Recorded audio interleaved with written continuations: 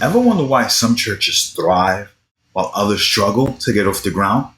The answer often lies in, drumroll please, culture, right? Transforming your church begins from the inside out. It's not just what you do on the outside, it's the inside, the culture. So if you're not seeing the kind of growth that you'd like to be seeing, then in this lesson, we're going to actually talk about your culture and what you can do about it.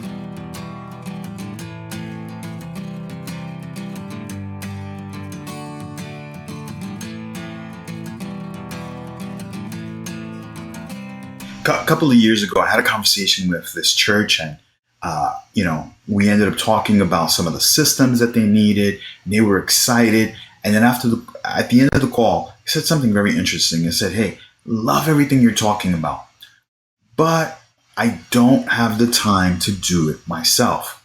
And I said, "Okay, well, what about the volunteers?" And they started to share with me some of the challenges and distrust that they had with the volunteers. And I said, you don't necessarily have a volunteer issue.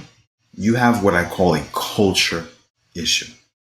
And so what is culture?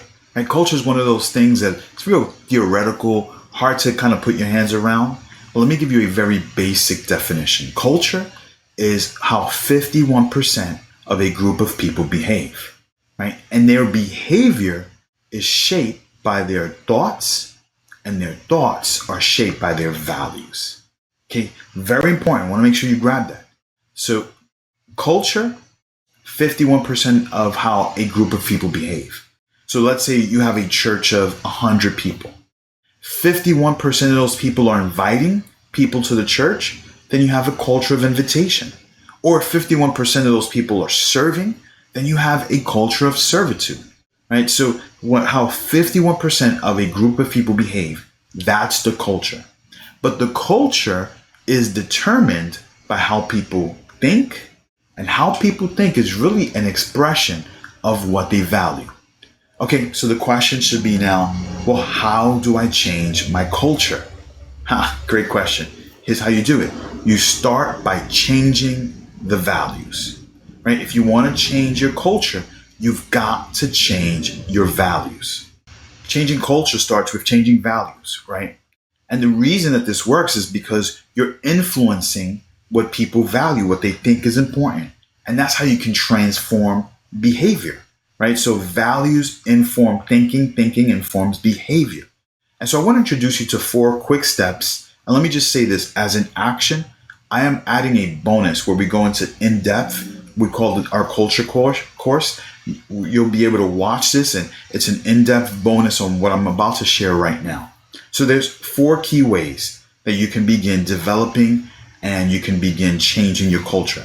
Because here's what you need to know, right? Culture is developed by either intentionality or by default, right? Intentionality meaning we're purposeful, or by default meaning it happens by chance. And so instead of allowing things to happen by chance, instead of having a specific culture by chance, let's get fixated on creating the right culture, the right environment where people can grow, the ministry can thrive. And so 4 quick ways to be able to start changing the culture. Number 1 is that you have to actually identify your values, right? You've got to identify values. What is important to your church? And here's why this is so important. Your values should really be an overflow or reflection of your vision. What is it that God wants to do in your church? And I love going to another pastor's website, and I love taking a look at what their values are. But ultimately, what I want to make sure is that the values that I'm embodying are the values that line up with God's plan and purpose for my church. And He may have a different plan and a different purpose for the church up the block. And so I've got to make sure that I am clear on the values for my church. So number 1, identify your values, right? Get together with a team, have conversations. What's important to your church?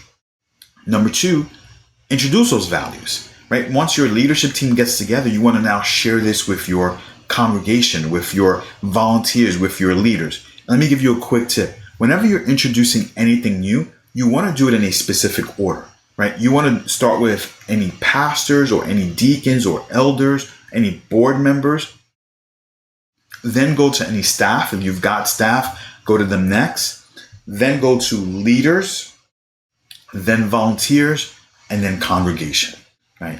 And I like to do it in this order, especially up to the point of leaders, because I want to make sure that if a leader has an idea, that he's in an environment and in a atmosphere where he can share freely, and I'm not concerned about going back and forth or having a conversation because a volunteer might hear something that's sensitive. And so I separate them. Does it take a little longer? Absolutely, it does. But the importance about it is that when we're introducing values, it's not just a one-way communication, right? It's not just me communicating to them. It's them embracing these changes and embracing these values and making it theirs. So number one, we're going to, identify values. Number two, we're going to introduce those values. Number three, we're going to celebrate those values in action. So when people are living these values out, we're going to, from the pulpit or in private, we're going to shout them out. We're going to say, man, look at what you did. Man, you did a fantastic job. And we want to create this culture of celebration because what it really does for us is it helps communicate how we want people to behave. This is good behavior. So we're going to celebrate it. We're gonna from the mic, we're gonna say, man, thank you so much for serving. Thank you, brother so-and-so. That Saturday morning when you came early and you helped us with 1, 2, and 3. And here's the thing, when you celebrate, make sure you're very clear on why you're celebrating. Here's the fourth thing, the last thing. You want to correct against these values. So whenever someone violates these values, you want to have a corrective conversation. Because we want to make sure that these values are protected. Why? Because these values will influence your culture. You want to have the right culture? Identify these values, communicate these values, celebrate them in action, and you want to make sure you're correcting people against them. And so here's what I want you to do. Here's your action item. Here's your homework.